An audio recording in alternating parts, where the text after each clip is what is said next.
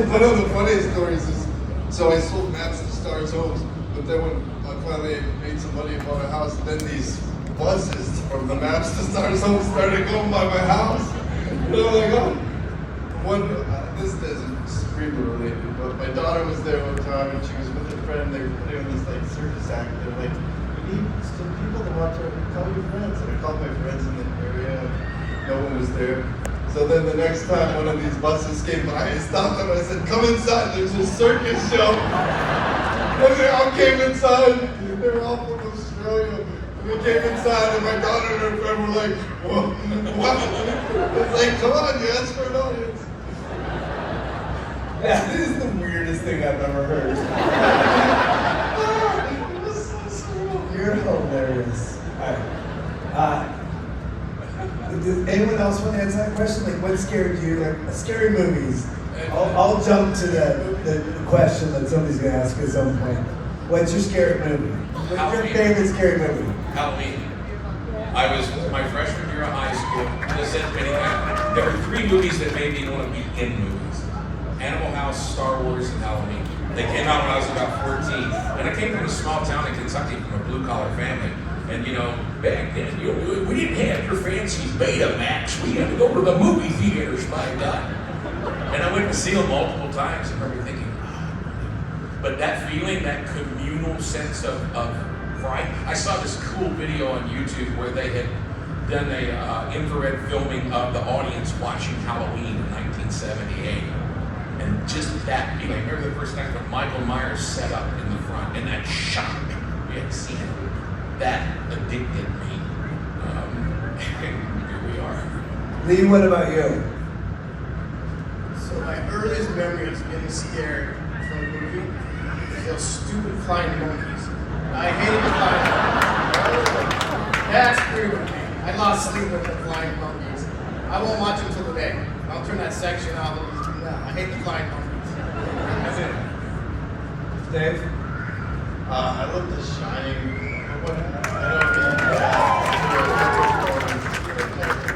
And Jaws, like when I was a kid, when that first came out,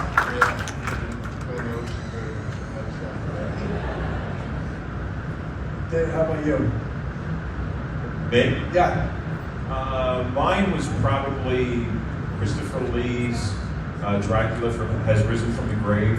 I was raised Roman Catholic, and in the beginning of that movie, this vampire victim girl, the bells ringing, the kids pulling down the rope, there's blood coming down the rope, and then all of a sudden this girl drops out of the bell, scared the shit out of me.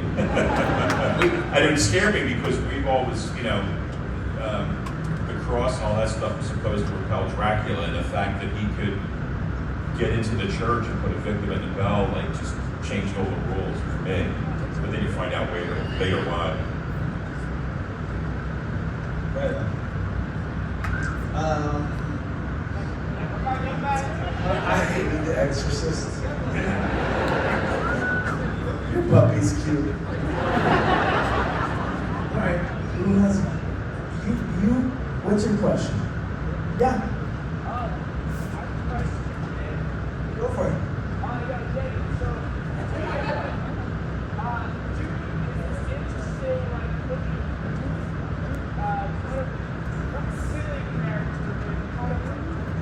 Himself out of character in the first film. How do you as an actor work with that character from each film to try to make it where you became a good film? Which I thought, by the way, your performance. I agree. Dave's performance in the fifth movie is perfect and amazing. You're amazing. I guess the question is, how do you build the maturity of the character that starts off a little silly? How do you build it? Everyone heard that question? Can you guys hear that? Great question. Thank you for your question. we had a lot of debates about where he was, in the thing. They had him a lot more of a drunk. That they cut a lot of that out. Because I was saying it's just not doing it. My life's doing it was a little different. There were a few things that I was like, this is cutting a little too close to home. But Yeah, so I mean, there are certain things that, you know, I had experienced in my life, and life does have a little bit of a way of kind of like, you know, when you're young in the 90s, and then when you get into the 2020s, like, things have changed. You know, that's like, it's easier to kind of be that sort of set. I think there was also a lot for that character to draw on a lot of the reality that you know, he had lost his sister. There were all this, like, you know, all these like murders and like these doing these things. You know, he just wanted to be a good guy, but then you know, he kind of got turned on by the force. He was a little bitter at that point. You know, so there was a lot of things to draw from. And then if you kind of draw from your own life experience, you can kind of like go there. You know, like you know, just you know, gotten a divorce and all things like that. So all that stuff. So